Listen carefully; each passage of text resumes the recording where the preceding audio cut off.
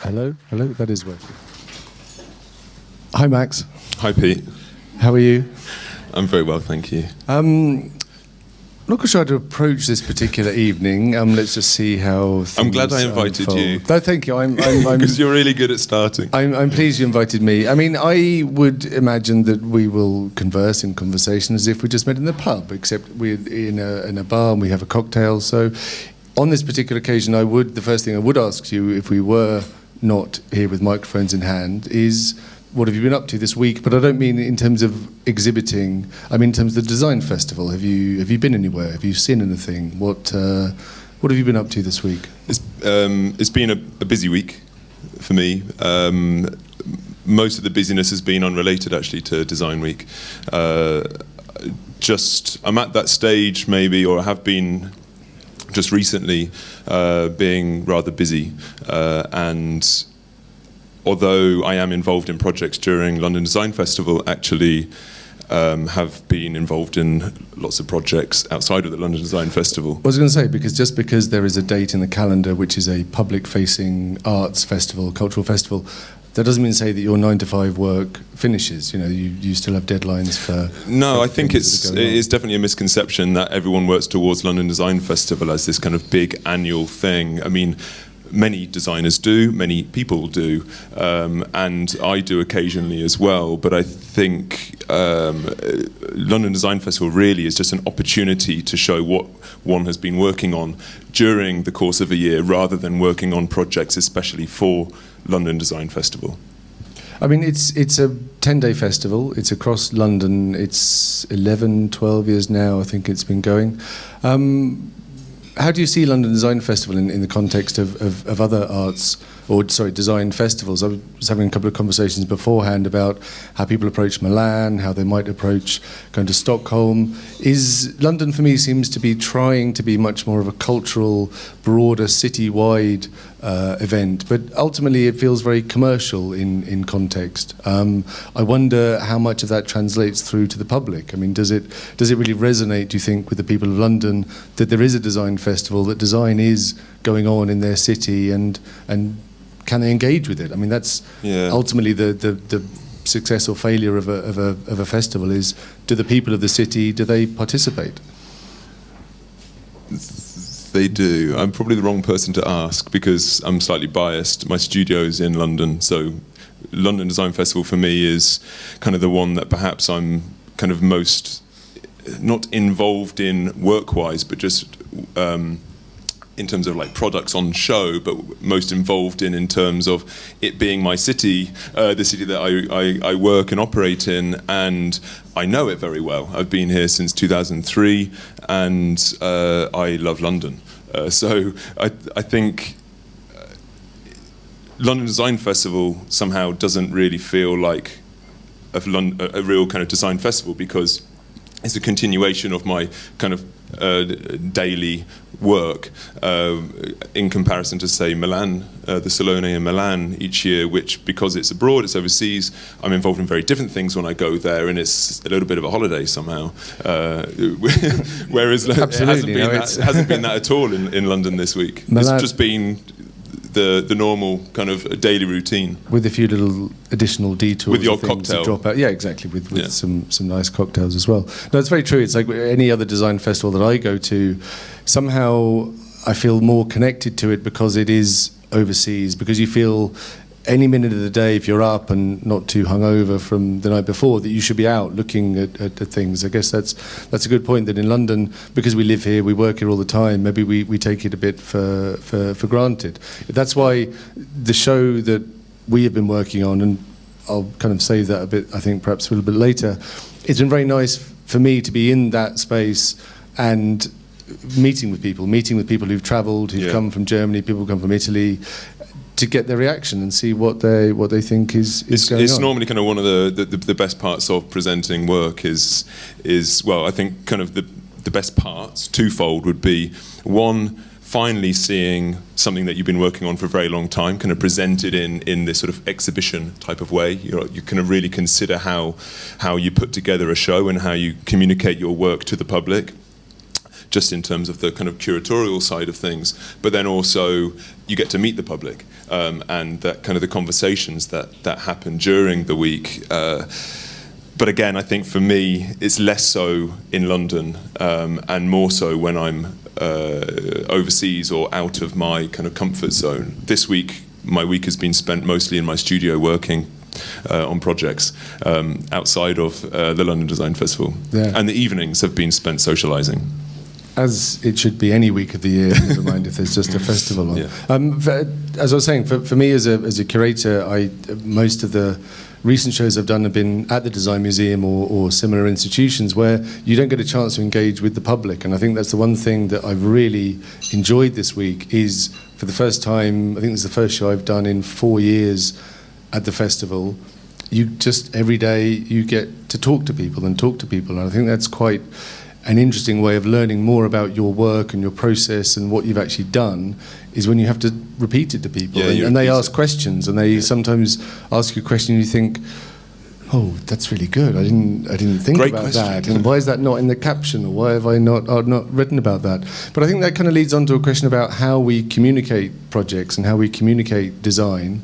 This is something we've touched on quite recently, actually. I think we had a bit of a conversation about how you, in your work, you exhibit in exhibitions, take part in design festivals, you're on display in a number of locations during the week here.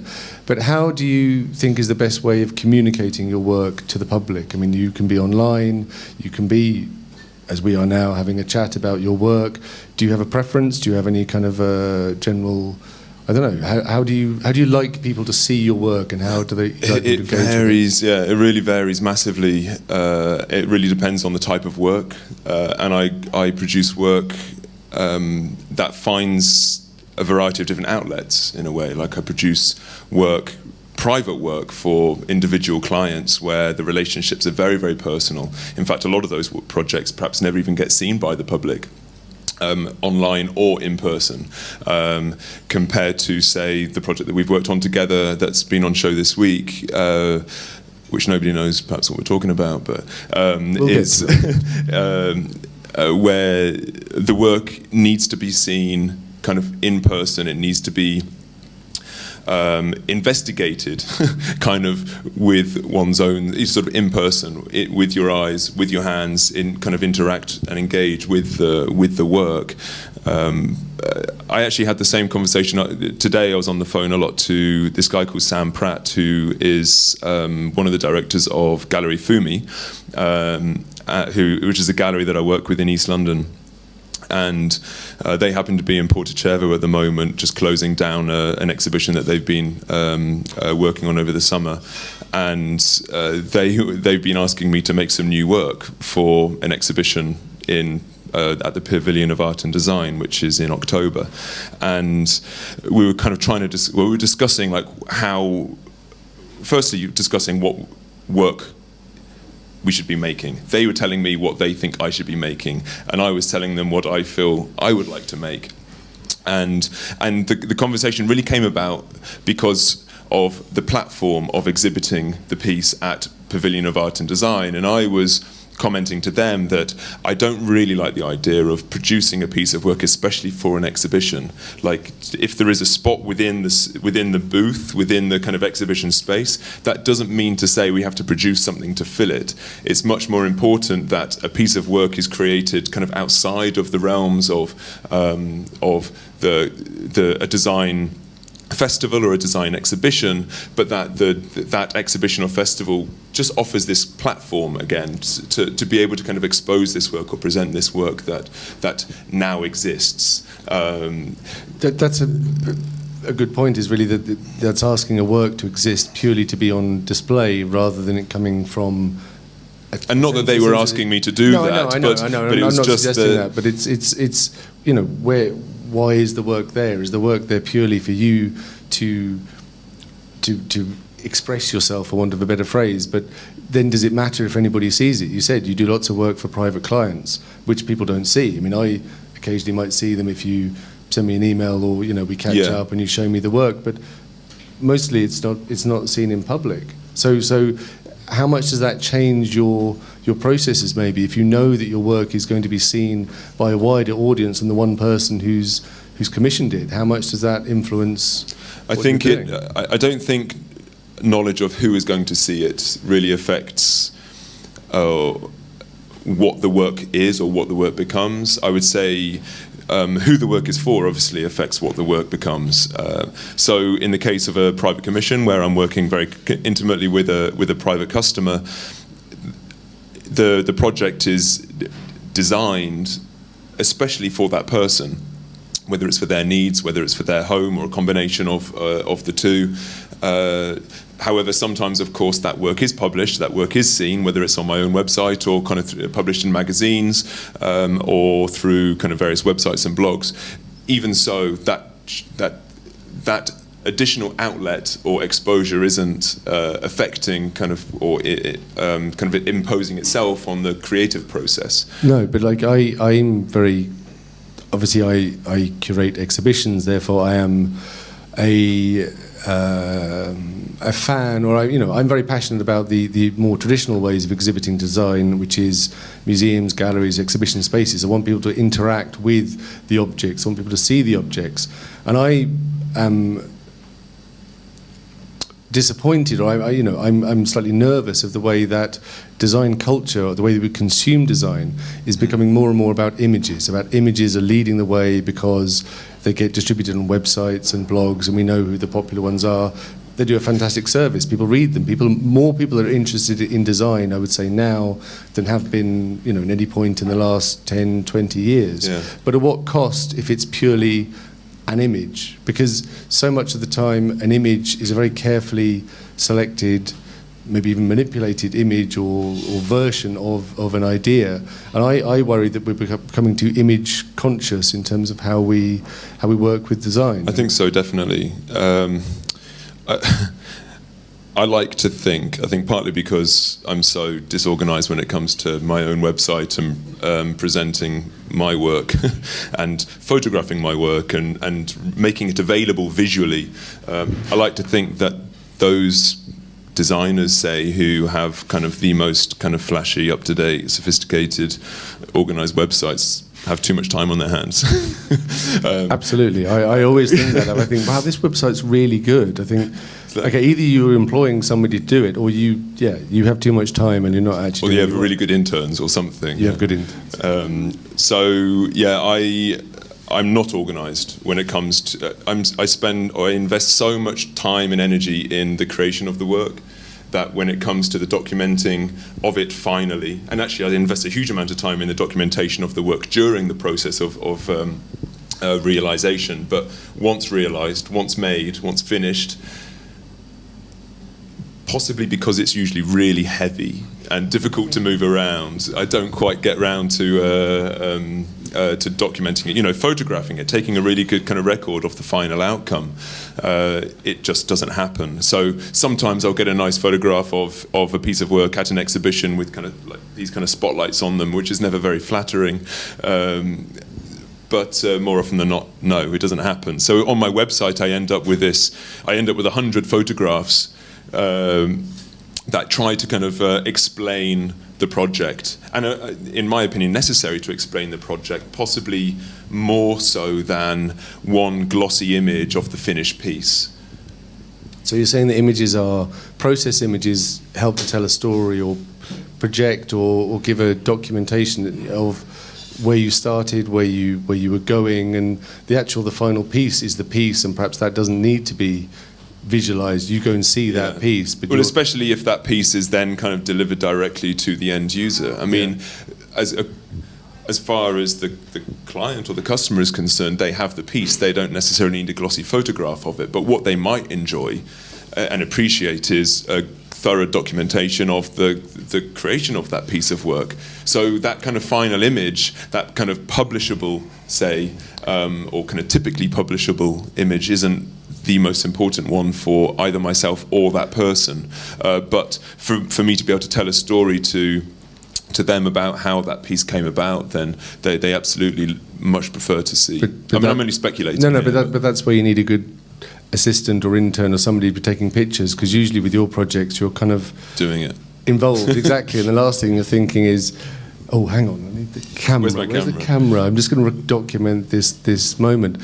There's one, on that kind of note of your processes and how you're working, there's one particular favourite moment of coming to visit you at one of your studios when you were working on something for London Design Festival, the bench, the HSBC Yes. bench. When I came to see you and your arms were completely covered in plaster of Paris. Yes. To me, that kind of typified you and your work and the look on your face as you were working on this quite involved process. It seems you throw yourself into challenges where sometimes it's a new process, it's a new material. That's something I've always admired about you and your work is you'll do something for the first time, delivering a project. I think it's a very brave approach and something that means you're probably kept up quite late quite a lot of the time. And is that always been the case? It also makes it impossible to answer my phone or write or reply to emails. I know about that very well, yes.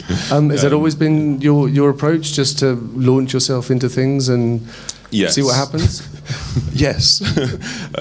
Somehow, for whatever reason, I'm slightly curious, slightly inquisitive, and I don't know. I do think without doing, but I think better when I'm doing, and it's the act of doing that kind of not reading the theory of something. I usually like to just kind of give the practice a go. So it's like problem solving on the job, as it were. So and I'm also often trying to do things, and not always, but I'm often trying to do things that perhaps aren't written about or aren't prescribed. They're not pre-described. They're not always, but I mean, I like to try things that perhaps haven't been done before, and it isn't. That isn't the motivation. The motivation isn't that I want to really try and do something that nobody's done before just for the sensation of it. But again, I think it's just because I ask myself questions, and I ask materials questions. But in a very kind of physical, practical way. Well, that's always been quite key, I think, in your work, is this engagement with materials, this research into materials, searching out materials you haven't worked with before, or reconfiguring materials that you experiment with. I mean, perhaps this is a good time to sort of talk about the projects you've done at this design festival. I mean, for the Ace Hotel, you have a couple of pieces there. Do you want to talk about what they were and how they came about? So Ace Hotel in Shoreditch, they opened last September, but they commissioned me to make the bar for them, and as in the object, the bar, but not the space. And is it appropriate to talk about that here? We're in a different bar. I just thought, but we're not promoting them. Anyway, I made a bar for somebody, and it's quite a small space, and it was actually at the time when we were, Gemma, my wife, who's in the audience, and we were kind of renovating a building that we were very lucky enough to be able to purchase a couple of years ago, and it was dilapidated, and we were repairing the roof at the same time, so I was asked to design this bar, and I had these kind of two roofers on the roof kind of doing all the new lead work, and I was quite fascinated by the processes that they were using, having not kind of seen firsthand in close proximity the process of lead beating and dressing and soldering, and saw it as a real craft, a real art, and spoke to them about the possibility of applying those same skills to the creation of this object rather than a roof, and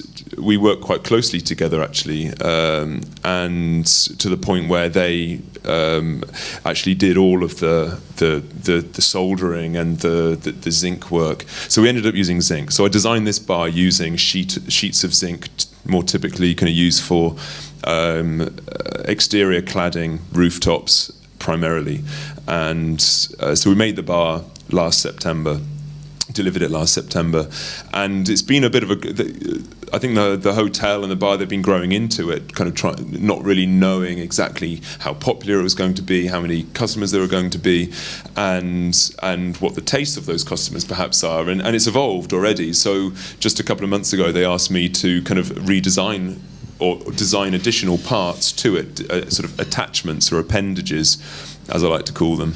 And they were security shutters for the back and storage shelving for all the bottles, and a lamp for the top of the bar, which I made in granite. And that was probably the most kind of labour-intensive project that I've done of late. Almost 2 weeks of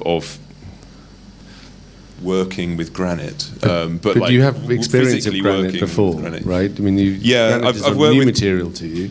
I've worked with lots of different stones. Granite's been a material that I've become very, very familiar with, but I'm less familiar in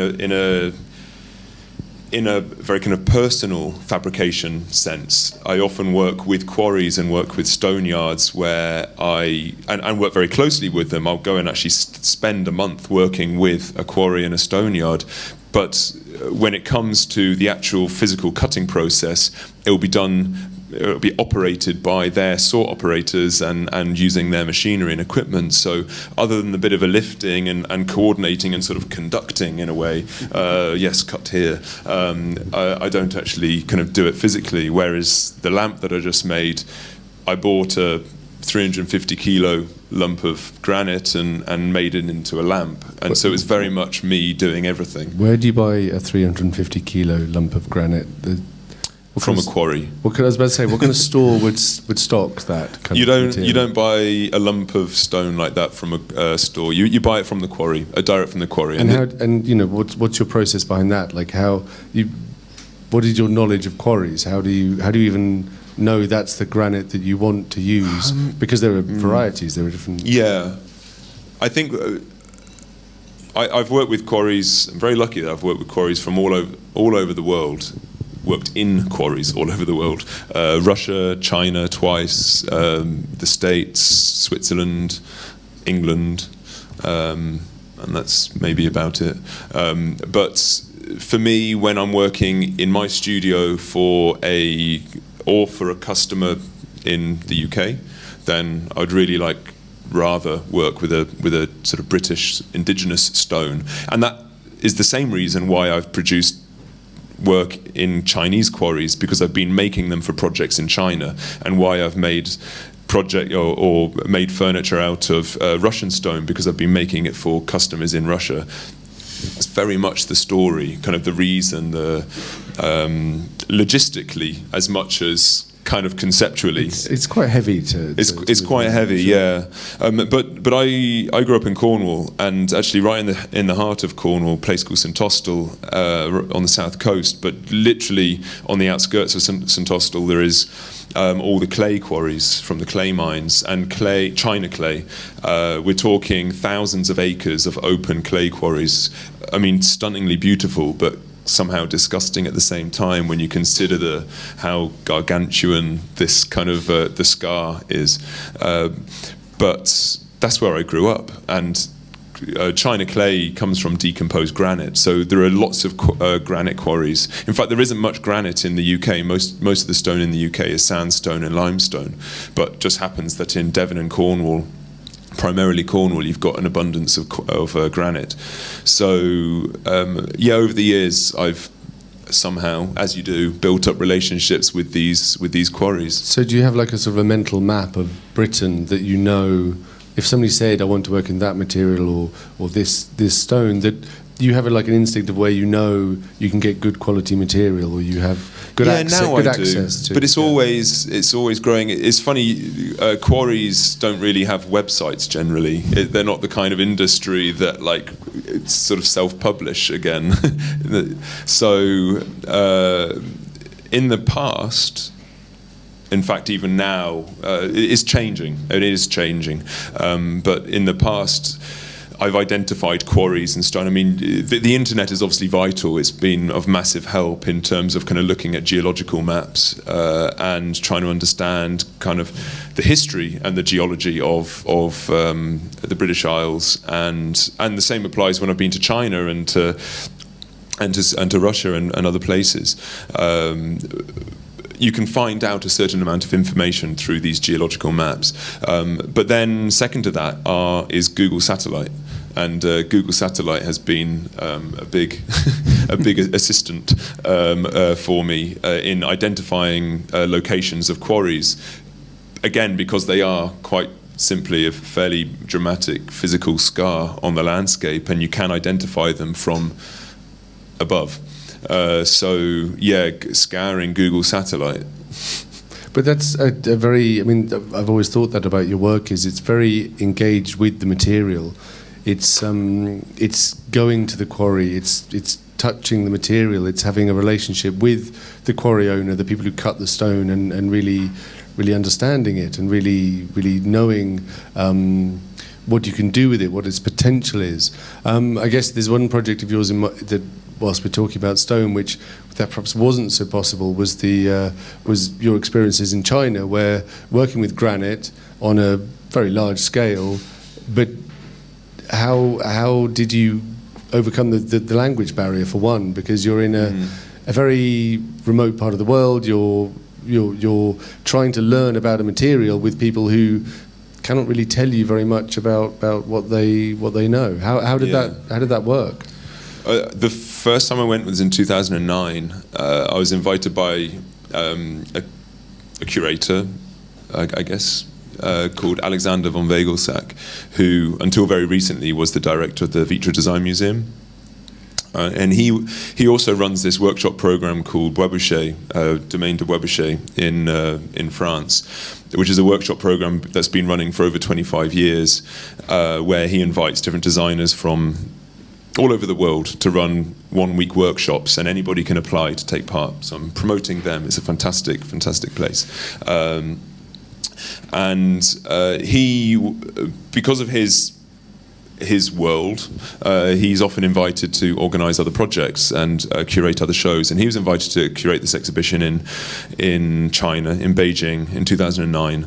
And it was supposed to be set up as a residency, so inviting a few different designers from overseas to go to China to work with, and each of the designers had to identify a material and a trade or a skill or an industry to collaborate with. I ended up actually only having about 10 days, and I was in California at the time doing another residency, so in the end it was all kind of just squashed into this kind of very tight period of time. And I thought I was going to go to Beijing, where I, again through satellite, found these marble quarries on the outskirts of Beijing, but the company that I managed to find who could speak a little bit of English, and this happened by, again, internet, emailing, making telephone calls, because sometimes on websites you see all this kind of strange English, and then you telephone the number and then nobody actually does speak English, so it's kind of important to pick up the phone as well. But I turned up, and this quarry owner, or this stone fabrication owner, company owner, can't remember what his name was now, Andy, I think it was coming to meet me at the airport. So he did actually meet me at the airport, but then I got in his car and we drove 350 kilometers southwest of Beijing overnight, kind of woke up in the morning kind of not having a clue where I was, because I really didn't know where I was, because I didn't know where I was going. And I was in a place called Chengnan-Zhuang, it's in Hebei province, but kind of a very long way from Beijing. And he had organised for his nephew to be there, and his nephew, who was about 16 or 17 years old, who was actually learning English at school at the time, who didn't actually speak English, but he had a Nokia phone that had a dictionary on it. And so he was my translator. But actually, it worked wonderfully somehow. I don't know, pictures, drawing, like, I'm very... Well, if you cut I wave my arms a lot. If you cut stone, you cut in lines. So I guess as long as you have either that motion, or you have a pen or a bit of pencil, then you can. Yeah. You can. I mean, exactly. But the first part, I suppose, was actually identifying the stone, finding the stone, and I had sent them kind of ideal pictures, like pictures of what I had hoped to find. without wanting to prescribe it too much. And that's something actually which is a bit of a cultural difference that I found between say Europe and Asia. And I've only worked in quarries in China, nowhere else. But in China, if you give too much information, they take it as an order almost. This is kind of the two occasions that I've found. So if you kind of do drawings, they will almost kind of want to just kind of, you kind of turn up and you'll find a piece of furniture made exactly to your drawing. Already, made already. And actually the second time I went to China, that's what they wanted to do. They just said, look, if you can come, because they didn't want me to go and spend a month with them basically, and I was like, but I really want to come and spend a month with you. But they said, no, just give us, from the drawings we can make what you want. And I was like, no, you can't, because I have to come and I have to visit the quarries. I have to, in fact, the second time we visited 4 different quarries, and it was because every quarry that I went to, I couldn't find really what I was looking for. And each time they were like, at the end of the day, it was like, oh, tomorrow we're going to have to find another quarry. But in your head, what did you think you wanted, and why did you think you would find it in those quarries? What kind of research had you done before you went there, which meant that in your head you had, you know, the perfect stone or the perfect boulder that you were searching for? Street View, Google Satellite, Alibaba.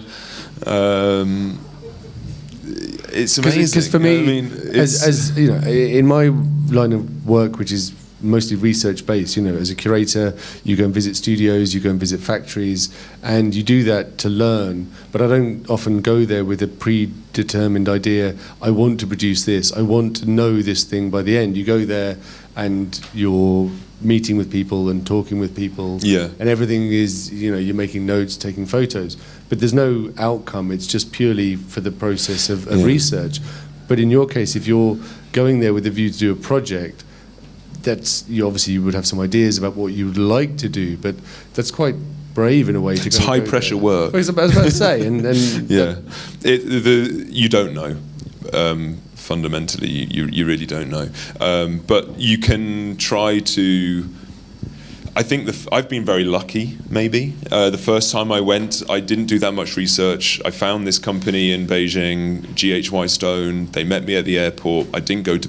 As soon as I arrived in Beijing, I left Beijing, and they took me elsewhere, and I was really at their mercy. I mean, I was in their hands. I couldn't speak the language, and it was literally through drawing on paper, and actually once I arrived, that really was all it was. It was kind of drawing on paper and showing dimensions as, like, you know, this big, and you have to give those projects time. The second time I went to China, knowing how the first project had gone and appreciating that there was a lot of luck at play, I allowed a month. And even that was only just long enough, and I experienced far more problems with that experience. You can only prepare so much, and the rest you just have to be. You have to be reactive and spontaneous and lucky still. I don't know. This seems like a good moment to talk about Iceland. Our recent project. I don't know if anybody here went to see this show. It's a project that I've been working on pretty much as long as I've known you, I think, in that Max and I had a dialogue about Iceland, and that we wanted to do something in Iceland. This was connected with William Morris and William Morris's time in Iceland, which I've always had a long-standing interest in, because I just find it a fascinating story that the one of the sort of most important British designers of the last 150 years had this fascination with Iceland, and that he went there, he learned the language, he brought back all kinds of ideas about politics and life, which really influenced, I think, a great deal his work, but also, more importantly, his business and his politics and who he was. So Max and I had this dialogue for quite a while, actually, and there was one project that nearly came off, didn't quite, but it was probably 4 years ago. It was probably about 4 years ago, wasn't it, that we first started talking about it. We met at the V&A. We did meet at the V&A. I think I spat a canapé at you. There was a dropped canapé. I do seem to remember that. Some award ceremony. I'm not sure what There was definitely canapes involved. I remember that. But we kept talking about Iceland and kept saying that there's a shared interest and a shared desire to do a project or to work on something together. In a very roundabout, circuitous kind of route, we ended up in Iceland together at the strangest design conference I've ever been to. I don't know if you've been to a stranger one called Make It Happen. It was 2 years ago. It was held in the far east of Iceland. I mean, those of you who've been to Iceland will know Iceland is a very large country with very few people. It has a very hostile environment, landscape. It's very volcanic. Right now, there's a number of volcanic activities happening. We work in the far east of Iceland. Yes, why not? That's a good moment to refill the glasses. Working in the very far east of Iceland, which is an area that not many people go to. People tend to go to Reykjavik and see the sights around there, go whale watching, see some waterfalls, that kind of thing, and looking at rural communities that are struggling with depopulation. They're struggling with young people moving away, going to Reykjavik because there's more jobs, there's more tourists come to Iceland, there are more jobs in that industry, even taxi drivers, or restaurants, all kinds of things like that. It's a better economy. So some villages are struggling, and they're really not sure where the future lies. If your main source of income is fishing goes away, what is left? So we went to this very curious design conference, I should say, which toured around in buses, some very windy roads across some epic landscapes, and in village halls and community centres, abandoned factories. We met with people from the community, creative associations there, local people. There were some designers, mostly from Iceland and from around Scandinavia, because they have some sort of twinning associations, I suppose you'd call it, with other rural fjord communities where they have similar problems. And we met, and it was amazing. I had such a good time there, learning about what design can do or what design can add to a community as an asset, and thinking the conference is called Make It Happen. So we thought, well, how do we make it happen? What can we do? So we stayed up late. I think one evening there may have been a beer or two or maybe three, and with some Icelandic collaborators we came up with a project which was very simple in its context, which was to take designers to these communities, engage with existing industries, existing materials, really offering a fresh lens on the possibilities that could be, in a very small way, but a conversation starter at least, to start some design products and start some design conversations. You came, we invited you, obviously. It would have been rude not to, seeing as you were in the first conversation at the beginning. Perhaps we could talk a bit about that. And it was with stone again, with rock, which seems to be a theme of our conversation so far. Maybe we'll move on to other materials a little bit later. But how did you find it? How was your experiences? Well, I think it was that conversation that at the Victorian Art Museum, when we first met, you also, I think you kind of introduced me to the fact that William Morris spent quite a bit of his later life in Iceland. It was in the 1880s, wasn't it? 1870s. 1870s and 1880s. And I had no idea, actually, that he had spent a huge amount of time there. And I was really fascinated by the I suppose the expedition side of things, the thinking back 120, 130, 140 years ago, actually how one would do that, by 4 days by boat from the Faroe Islands, Danish postal vessel. That's just to get to Iceland, and then ponies. And then ponies. Trekking. So by pony back across Iceland, and having been now to Iceland 3 times since that conversation, can really appreciate what a journey and what an expedition that must have been. And along his way, I mean, his desire was to escape for one, to immerse himself in this landscape, in this culture that was absolutely foreign to him, and just so individual, so unique. And along the way, kind of gathering insight into this culture and accumulating artifacts as well, staying with, sort of just turning up at halfway houses and knocking on the door and asking for a place to stay, and asking, oh, and can I stay, and can you cook for me, and my friends as well, and my friends, yeah. And when we first started the conversation about the project, I like the idea of doing similar somehow, not on ponyback, but the sort of 21st century equivalent. By plane, no, helicopter. What would it be? By car or by bus? And we that's, could have got horses. I'm sure we could have. Yeah, we could have done. We didn't explore that enough. But time is more of the essence these days, isn't it? And so I guess I had never been to Iceland at that stage. Didn't really know what to didn't know what to expect. But I think the conversation about, the different designers who are going to take part in the project, and also the relationships, the pre-existing relationships that you, well, not really you, because you didn't have pre-existing relationships other than the people, say Kana, for example, and her relationships, and it being a very small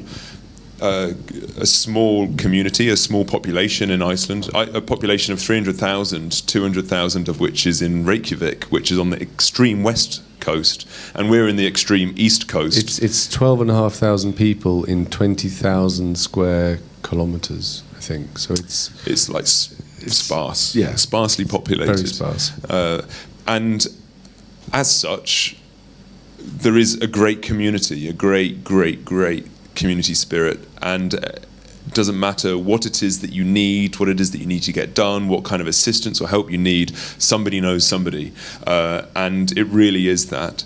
And through Kana's what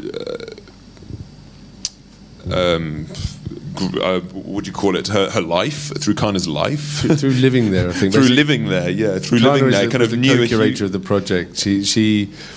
It's as Max is saying, it is a place where everyone has a connection, and even if it's 4 villages down the fjord, they know somebody who will have a skill that could be relevant to what you're doing. And I think that was quite key to what we're trying to do, is to really bring that knowledge and that network of knowledge into the open a bit more, and really make it publicised, or at least wider known, so that collaborations could take place. Yeah, and it was about this sort of openness, this kind of discussion. It was a conversation. It was about community. It was about favours. Everybody doing favours. You, I, they. I mean, literally everybody doing favours on this project and it all, in a way, even though the beginning was the beginning of the project, which was this discussion at the V&A, that was completely detached from the reality in many ways. Yet we haven't been at that point. We've never been at that point. Yet through this conference that we were both invited to speak at, we began to understand, just kind of touch the surface of the reality, and realise that if we are to make it happen, there's going to be a lot of work to do. But at the same time, it's amazing how quickly these things actually happened. And very quickly, Kana was able to kind of pull in all these kind of different skills and makers and crafts together. And bringing people into the people, yeah. And that was it. Myself and Julia Lohman and Gera Grunman, who's a graphic designer, and Thorin...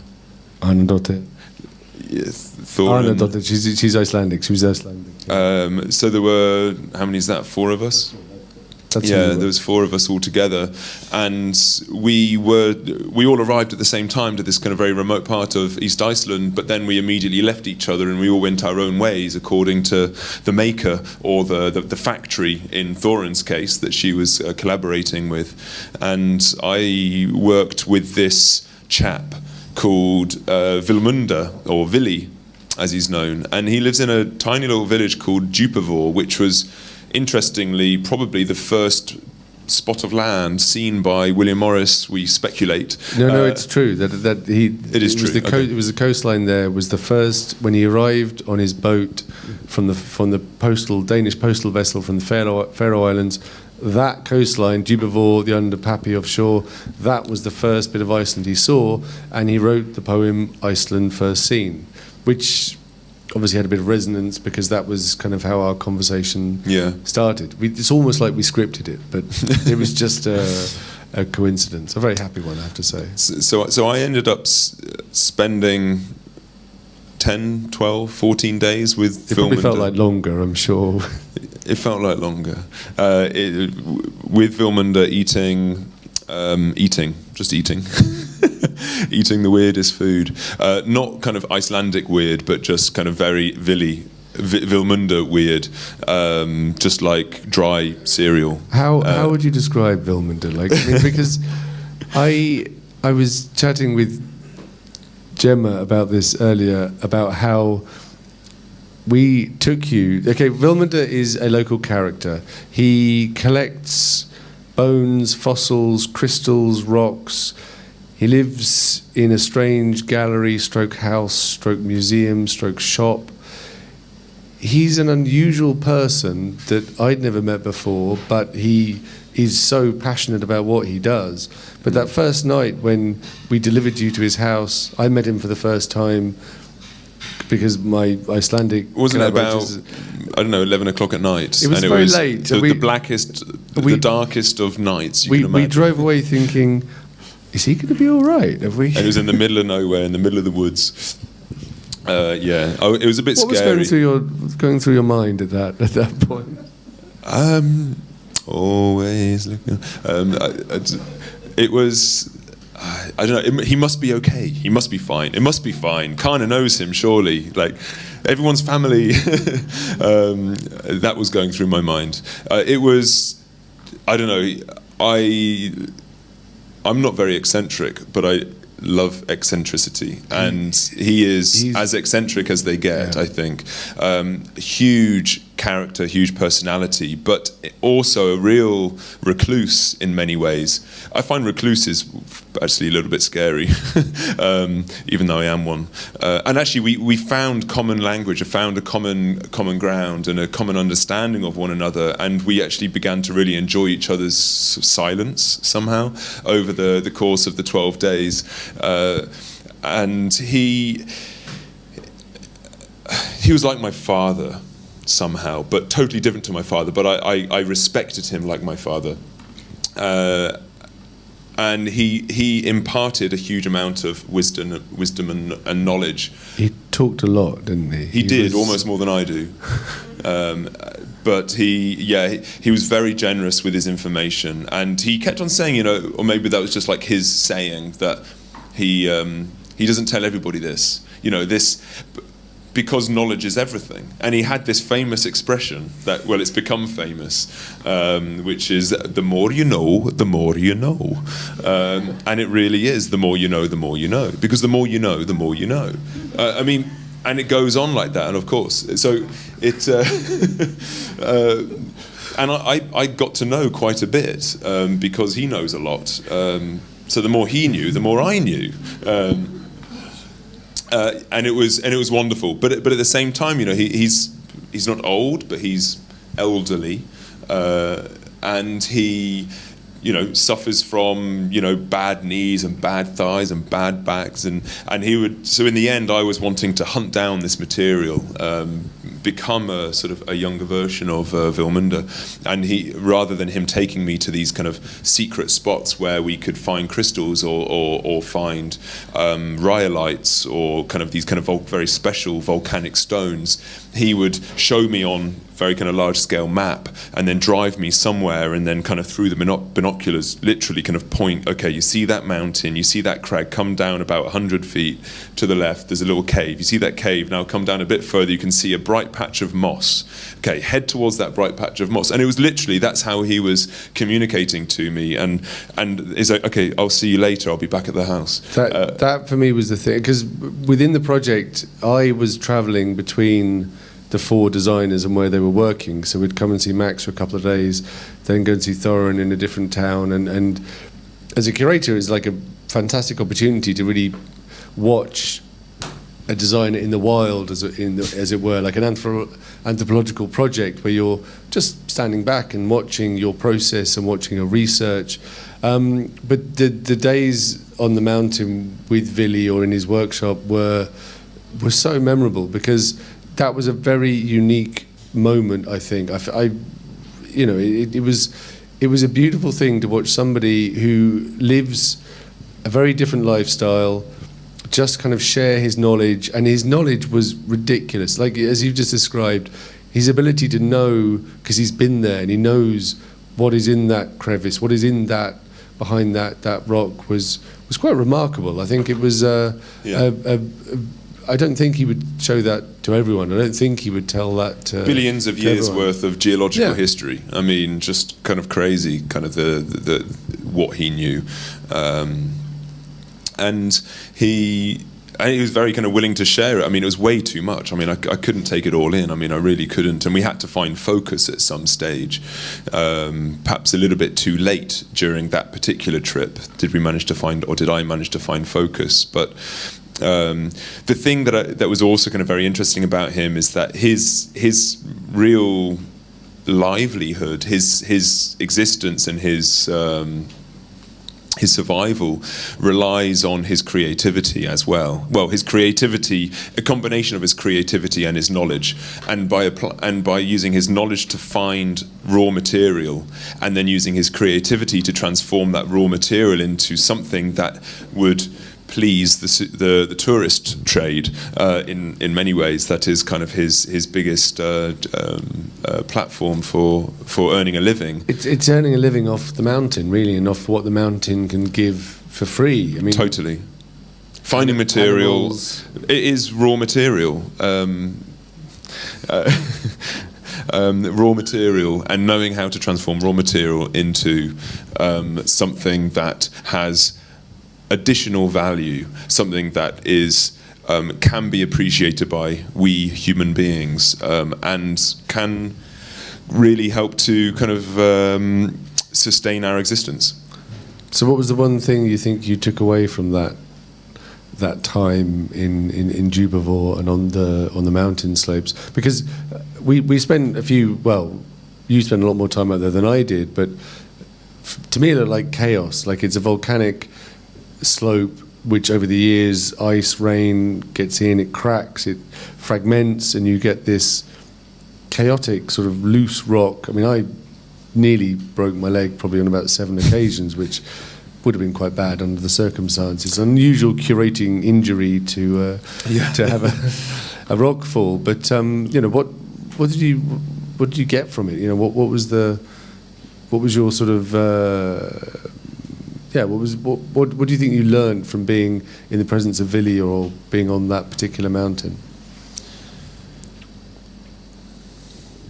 That's a tough question, really, because I can't really. Well, patience to listen to him talking, for one. Yeah, I can't really kind of put.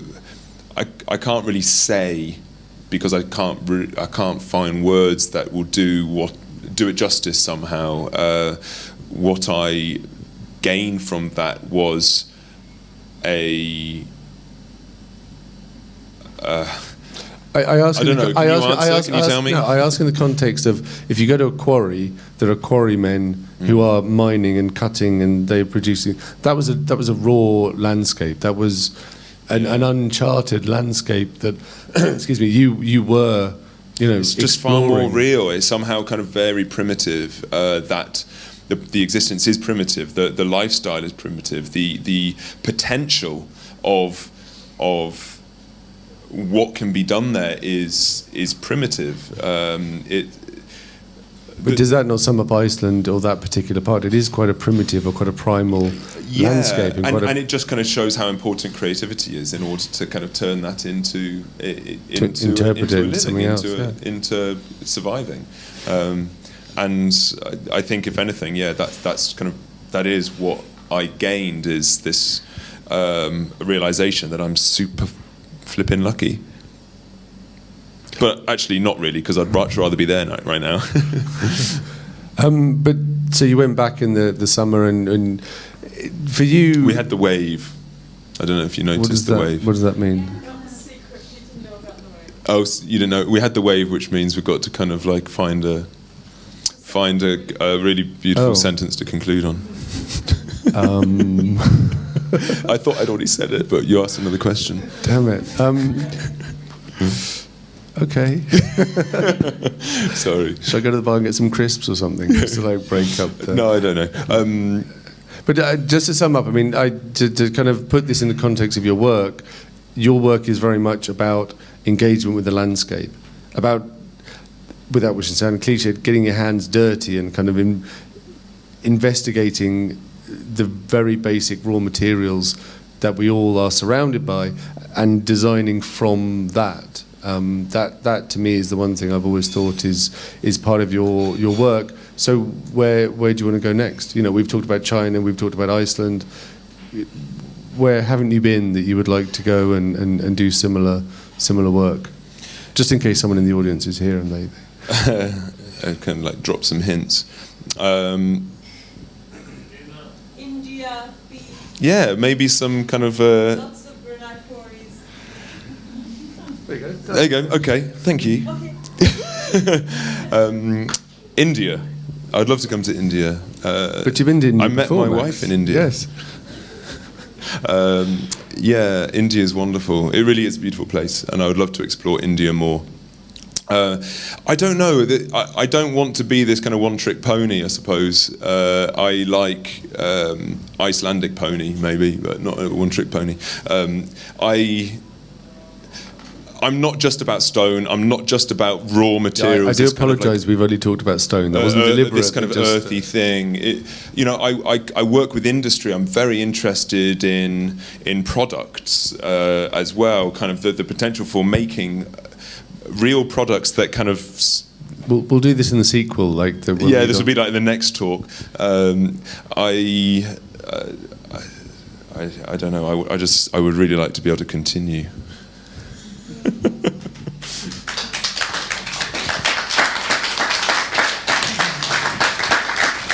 Thank you.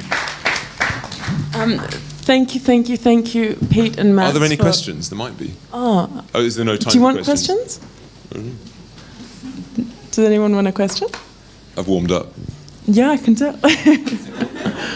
Well, I wanted to say I'm extremely grateful for Pete's questioning, because I always found your work was this very romantic idea of the one man on the mountain digging up the earth, and it was sort of in a Howard Rourke sort of sense.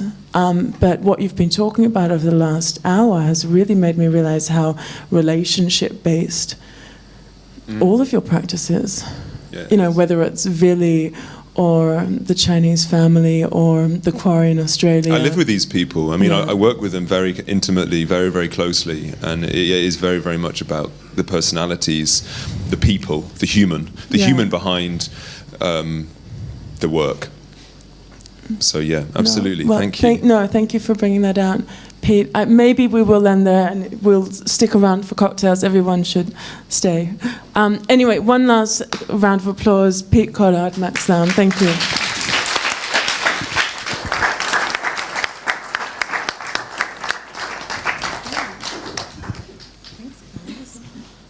You're free to go.